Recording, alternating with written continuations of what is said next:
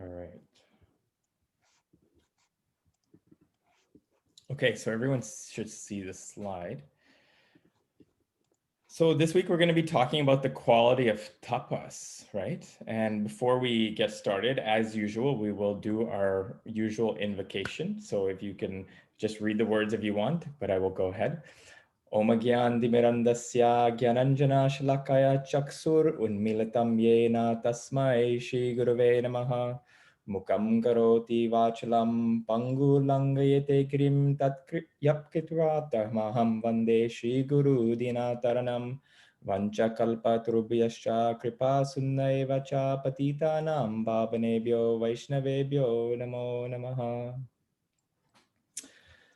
So thank you so much for joining everyone today. As usual, our kind of three tenets for all of us coming together that we'd love for us to, that everyone brings forward every time is first, the determination to be here and to do the work. The second is to be fully present. And the third is for all of us coming together in the spirit of respecting each other, our different lives, backgrounds, cultures, and points of view.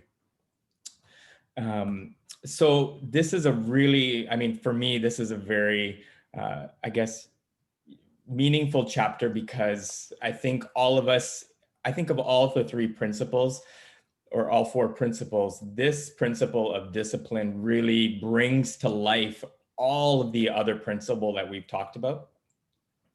And really, if I'm not sure if people have had a chance to connect with this chapter or look at it, read it, hear it yet, but this word tapas literally means heat, right?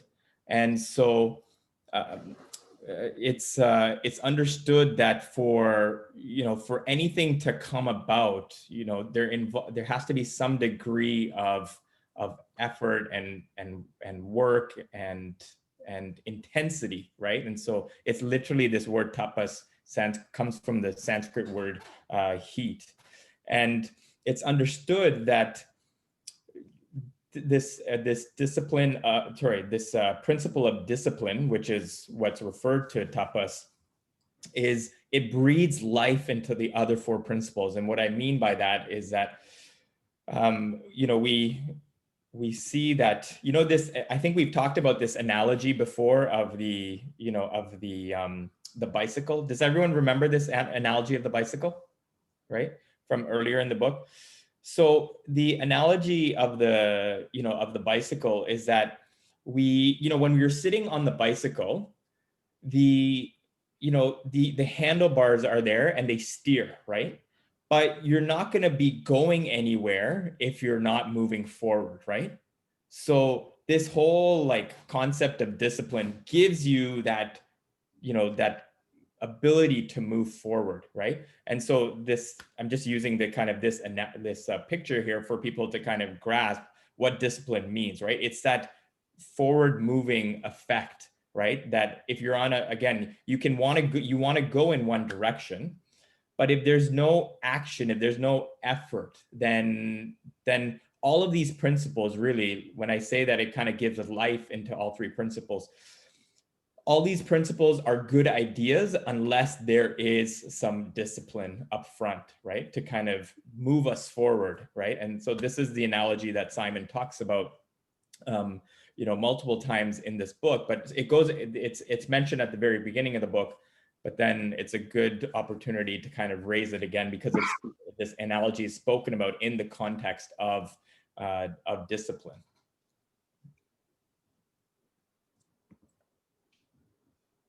So there's a great quote from this chapter: when fire burns with fierce intensity in our life, it can manifest our purpose and make the impossible possible, right?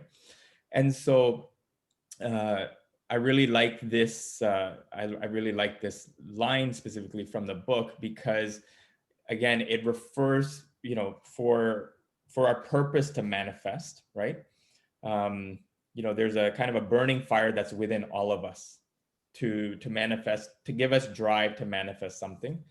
And I think there's many examples of that people can relate to of discipline. We're gonna watch a quick little video that to me really, that really kind of encapsulates it.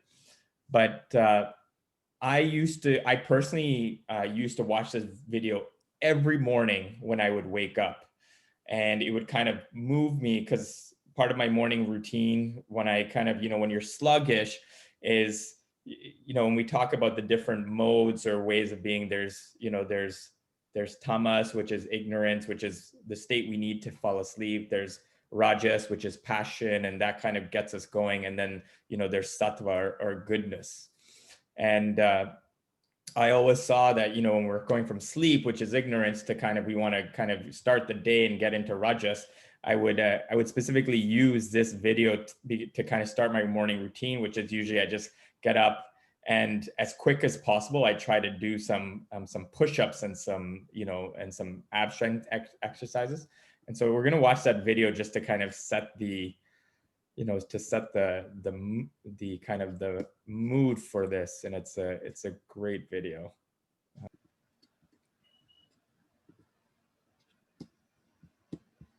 What did everyone think?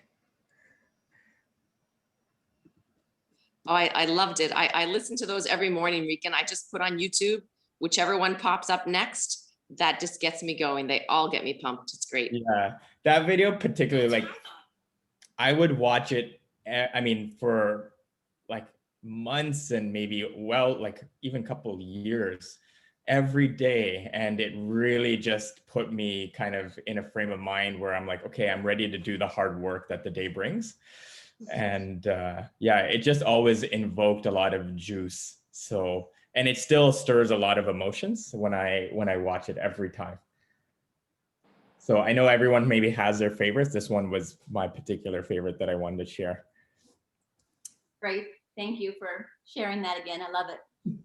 Okay, so people did remember it from the first time. I didn't remember the whole thing. Was it the same length last time, or was it? No, I probably only showed the first maybe minute and a half. This time I wanted to play the rest of it. Okay. Yes. Yeah. So this time I saw the whole thing. So it was good.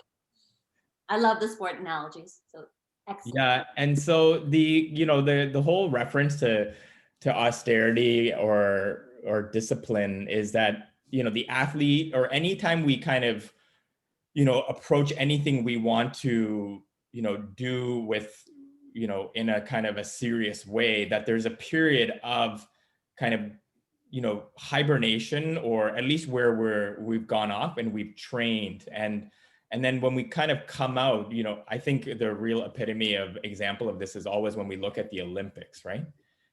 These athletes have gone through years of training, and literally then, as the book describes, like there's an effulgence about them because of the intensity and the discipline that, that they've kind of worked through. In that, my own personal experience, I mean, just as of recent, I went through that definitely when I was 18 years old, and I was training going for my black sash grading in Kung Fu.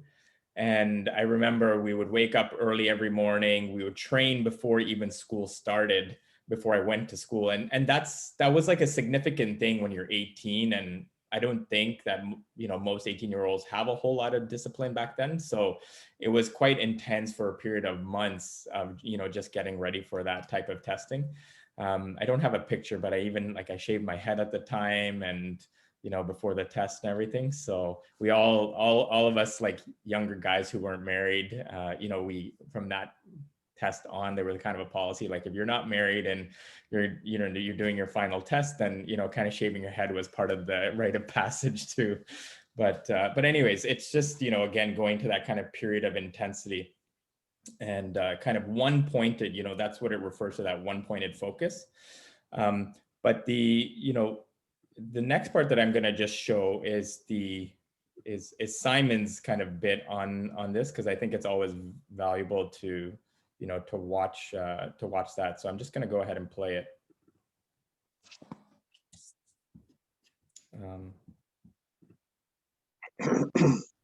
In this short video, we'll look at discipline, the fourth principle of the Dharma code. In Sanskrit, discipline is tapas, which actually means heat or fire. Discipline is the focus of the mind and senses so that we can achieve our highest potential. It's such an important principle, but discipline needs to be understood in relation to the other three principles of Dharma. It needs to be aligned with truth. It needs to be aligned with purity and non-violence. Each of the four Dharma principles in the Dharma code is refracted in the other principles. So I say this because discipline, if it's in the wrong direction, it takes us away from Dharma. But if it's in the right direction, it actually brings the principles of Dharma to life. So wisdom is very different to intellectual knowledge, intellectual understanding. Wisdom comes into being by being lived. It manifests by being embodied in our person. And that happens through tapas or discipline. I guess it's a little bit like riding a bike. If I'm sitting on a bicycle, my act of steering has no meaning or effect unless I'm actually moving forward. So tapas or discipline is what allows us to bring truth, purity, and non-violence into being, so to speak. What an important principle it is. Previously, warriors, before undertaking any difficult task, they would go into the wilderness and practice tapas. Tapas creates tejas, which is potency. And you see that, for instance, in an athlete. They may go and go into a phase of intensive training where they're focusing their mind and their senses in order to improve their performance as an athlete. And they emerge from that difficult period of training with like an inner glow, like a glow, an effulgence, an inner potency, which comes about by their practice of tapas or discipline. So tapas is the fourth principle of Dharma. It brings the Dharma code to life. Thanks so much for watching. All right. So the question that I wanted for us to discuss is, based on what we've heard, is this question of like, it's discipline, like it sounds great. We know it's good for us, but yet sometimes we struggle with it, right? And I mean, we have a small group today, so I'm happy if everyone's okay, we can just, chat as a group. But yeah, I just wanted to kind of put out there, why we potentially struggle, to develop discipline. And I'm sure all of us have kind of experienced it. But does anyone want to reflect on maybe why and, what they've maybe done to kind of help overcome it?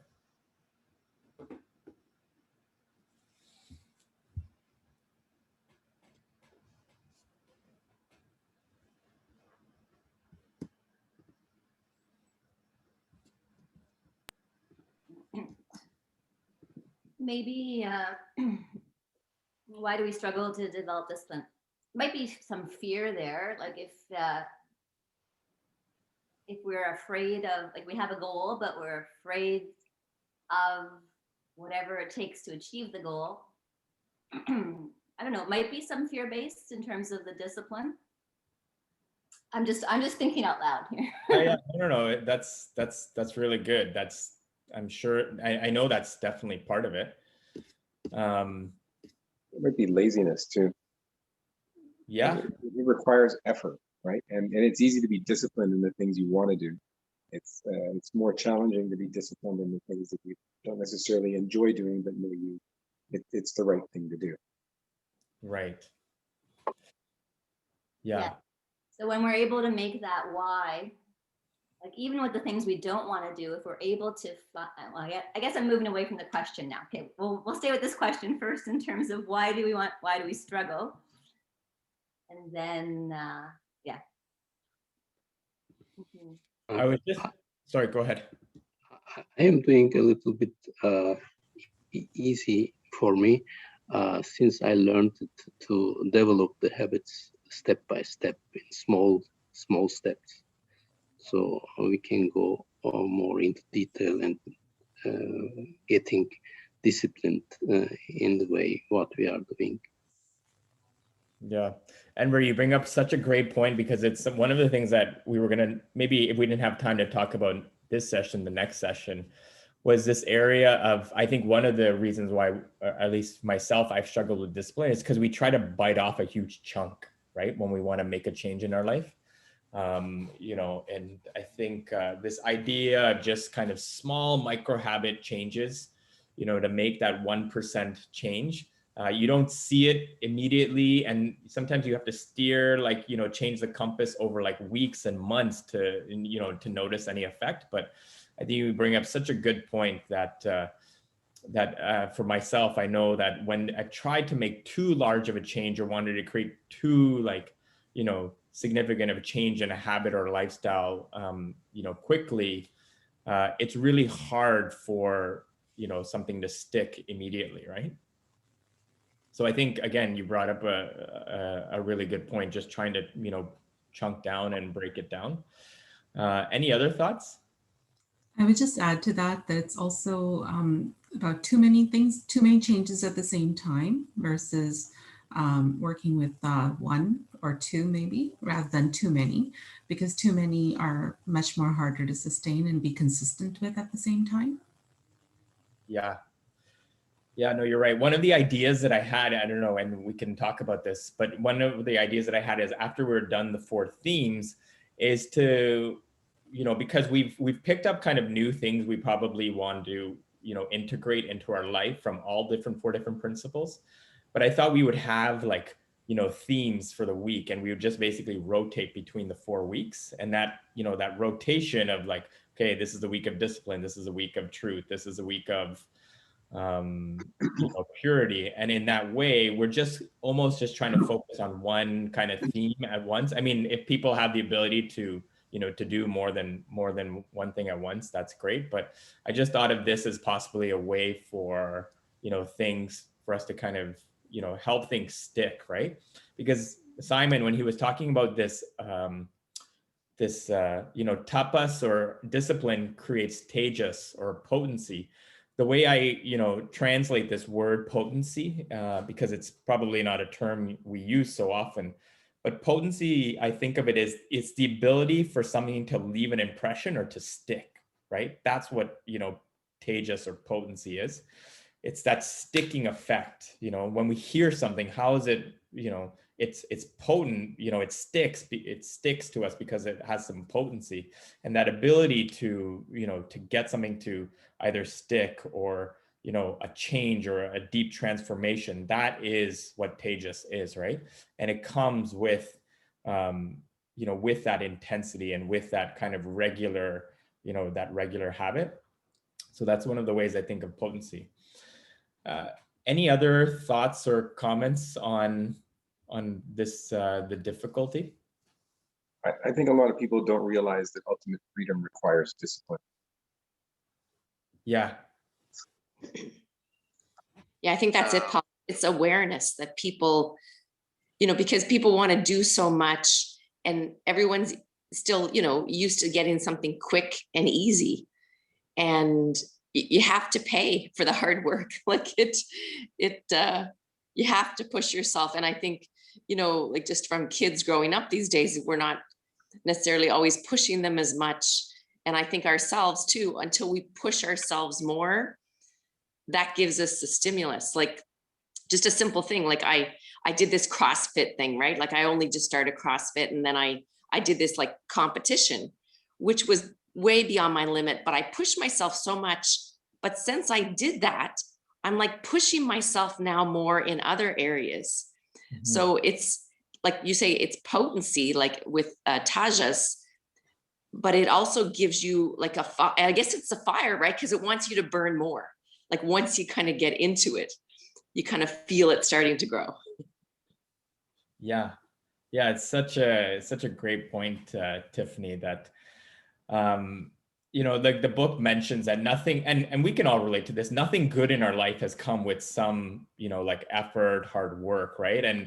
And Paul, what you mentioned is really what's getting to our next point is, you know, for to some, you know, to some extent, we're all looking for freedom, but freedom also requires, as you said, discipline.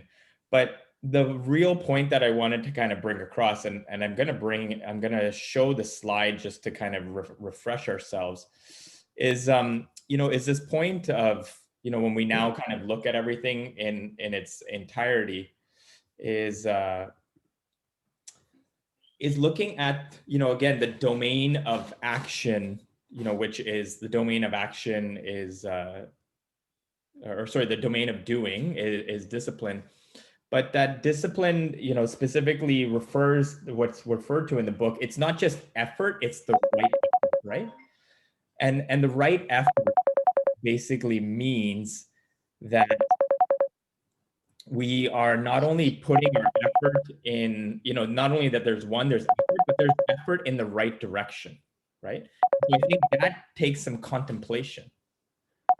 One of the reasons why, you know, we talk about manifesting our purpose, and our purpose for each of us might be slightly different, but one of the things for me that has tremendously helped with manifesting purpose is knowing our nature and knowing ourselves. So that's one of the reasons why I had done the talk previously on knowing like our nature, our varna, like our you know, what our personality type was. Because once we know our personality, we know the strengths and the weaknesses of that personality type, that also helps us align more with our purpose. And then when we're making the effort, it's really, again, in that, what we said, in that right direction. So I don't want us to just think of it just like raw effort. It's also raw effort with some contemplation, right? Contemplation being the direction.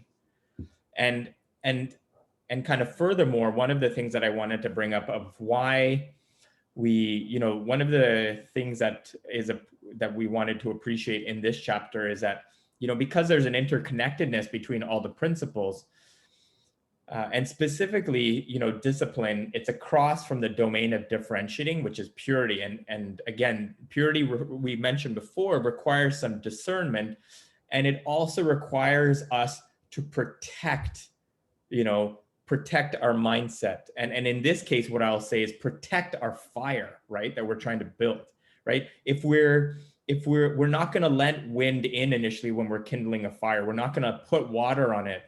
And so similarly, you know, when we're trying to build discipline, we really need, you know, that element of purity here.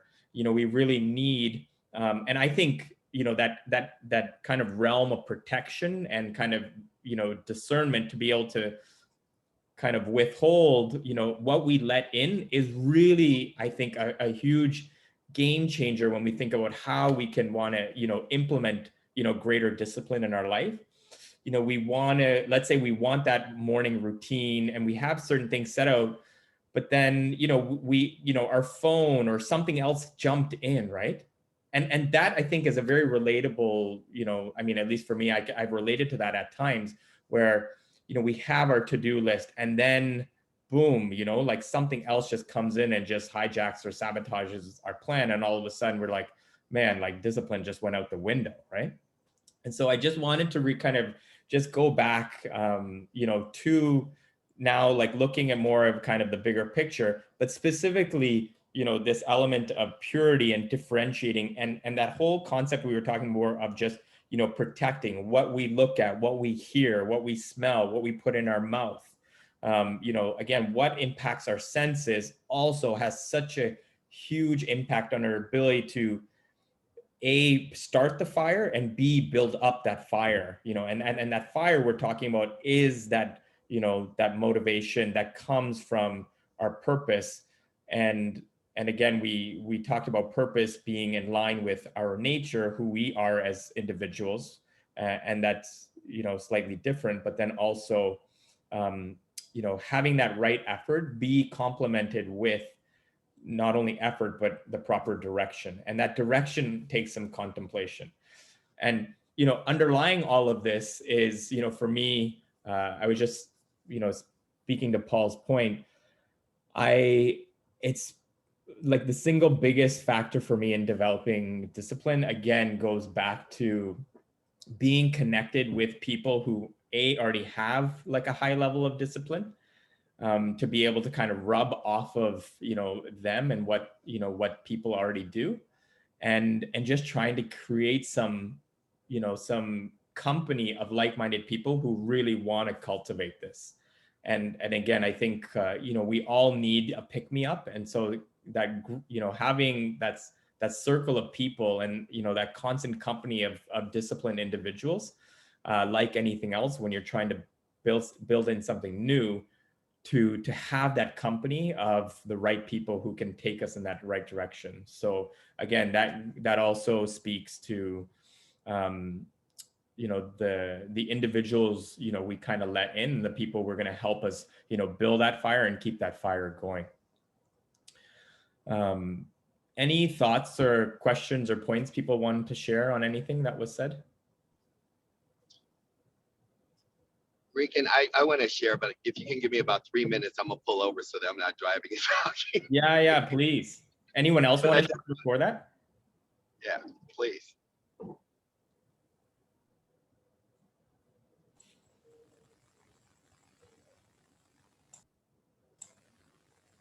Tiffany, Ami. Yeah, sure. Oh, when you talk. I just wanted to quickly comment on discipline that sits across parity. I can really relate to that because when I'm doing a cleanse, for example, or some kind of a fast, I feel like I'm just that much more disciplined.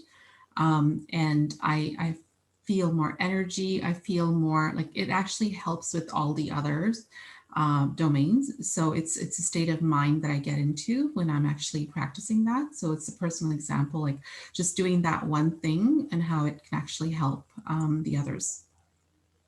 Yeah, there's definitely a clarity of mind when again, it goes back to presence, but just focusing on one thing, right?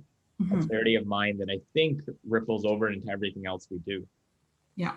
So that's a wonderful point. Fasting also is, I would say, if you're looking for a particular activity for developing some discipline, I will say that fasting for me, I have a habit, like a practice where I do it every Wednesday, and so I usually typically will just eat after like the meal in the evening after the kind of the sun sets, and I will say in terms of just kind of self-discipline, and what I mean by self-discipline, but controlling my other senses, whether it be my mind, what I speak, so many different things will all be better, like have been kind of come into better check and more control just from this practice of like controlling what you put in your mouth and trying to kind of push your mind. And my sister and I are always talking about activities that we're doing that are really literally like breaking our mind. And as Tiffany was saying, to kind of then you get this, it trickles over into everything else. So fasting is just one of the things that I've done that has proven to be a single-handed like way that will impact all the other areas of your life. Mm-hmm. So thank you for that, Ami. Byron, you ready to go? Sure. Please. I believe in omens and signs. It's really ironic that you guys will be talking about this specific principle of the fourth Dharma today. I've been teaching discipline all week, and I'm really big on words. So discipline comes from the word discipleship, which comes from learning, and everybody's on the right train in that conversation. So the learning process, what you were just taught, what you brought up, your first picture, I believe you said, is action. In some worlds, one would actually consider habits and discipline synonyms. So your ecosystem, how you create your system, you would ask why more people don't apply discipline. It's a muscle. So in developing that muscle, just like working out, it's like depending on how a person has been trained, it starts with the word, just like the starting point of all greatness starts with what? A decision. So if we look at the word decision, DE, the Latin derivative, which it came from, day, right? And to decide, suicide, genocide, homicide, to kill off every other option, one first must make a powerful decision to go in that direction. And when we look at that, if you actually asked a person, there's 4 birds sitting on a fence, 3 decided to leave. How many birds are left on the fence? There's still 4. They just made a decision. They didn't take action. Yeah, that's a good. So when you look at that and we look at it from that perspective, first, that the starting point of all greatness starts with the decision. Once that decision to be disciplined, to be a disciple, to learn how to create those new habits. And as everybody was on the same caboose, I look at things as a train. We're talking about the power of focus. And so I've been training. I actually just did a 12-week session on leadership in that word of the power of focus, of compartmentalizing, if you will, or if you say, I have all these things, how do I prioritize? So one of the greatest habits that can be created in that is identifying the 3 most powerful things you need to get done the night before. Have it written out, have it on your mirror, just like a to-do list, that would pretty much conquer the other 7. So if you had 10 things to do, I mean, if you actually made a list of everything you had to do, you would never get through the list. That's why you don't go into a grocery store without a list. We have all walked into a grocery store with okay, I got to pick up 6 things. You walk out with 3, but you end up with 12 things. You end up with like literally 9 things you didn't need, 3 things you remembered because you did not identify, you were not specific, it was not clear. These are habits that we create to become more precise oriented in knocking down things that we can get more done with less if we focus on just 3 things, and you become much more effective and efficient. That discipline, that word is so powerful. And I was actually, I don't know if you guys are familiar with James Clear, an amazing author, in which I was supposed to be on a speaking engagement with him actually right when COVID kicked in. And you know, this whole thing about discipline this is a big word in my book that I'm finishing now, because my speaking tour starts with Michelle Obama as soon as this ends in the first quarter of next year. And it's amazing to understand, if one makes a decision to be a discipline, just like fasting, that's a discipline. That's a habit, though. Before it's a discipline, it's a habit that develops into a discipline. And the more results you see, the more you actually do. But you have to first decide, then take action. And you have to be a student of it. Just like every craft that each one of you have done, you got in and said that, back to that word passion. You had an insatiable appetite to learn about whatever direction you took, back to direction of what Rican is talking about. So it's just really extraordinary as to this one specific principle. But purity, what are we talking about? We're going back to truth. We're talking about being honest with ourselves, introspective, being very clear. And then we get into the power of focus. And you'll hear a lot of teachers talking about focus, but right now, every one of you are focused. So focus was never anybody's problem. But if you have a child or a parent and they walk into that room right now, what are you? You're not focused. You're what? You're distracted. So it's the person that can get rid of the most distractions, back to the video that Rican was talking about. It's not a matter of power of focus. All those athletes and every extraordinary person, they master getting rid of the distractions. As a doctor, if you're a surgeon, do you want the most flamboyant, the most colorful, the person who is the most popular, or do you want the person who has done what? Look at basketball, look at football, look at soccer, look at an attorney, look at a doctor, look at an accountant. Who is the most extraordinary person in your life? I don't care who you choose in whatever craft, you'll find one common denominator. They make the least amount of errors. When it comes to golfing, least amount of errors. Soccer, least amount of errors. The doctor, I want the surgeon that has the least amount of errors if they're doing heart surgery on me. And how did they get there? By making the most mistakes with an insatiable appetite to learn and fall and get up and do it again and again and again and stay up all night, just like right now. I call it an OG. It's called an obsessive gene. So passionate and so real. So that's why I pulled over the freeway. That's my share. I love you guys. I'm still listening. I'm just going to go back to my quiet pace. Thank you, Byron. That's all amazing stuff. And, you know, Byron, you kind of hit the, you know, going back to the origin roots of the word discipline being from disciple.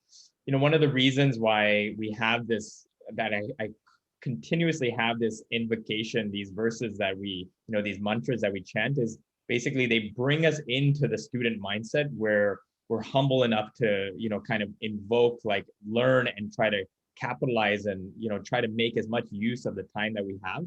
And, these mantras are really powerful and really bring us into that state of being a disciple and learning. So thank you for Truly.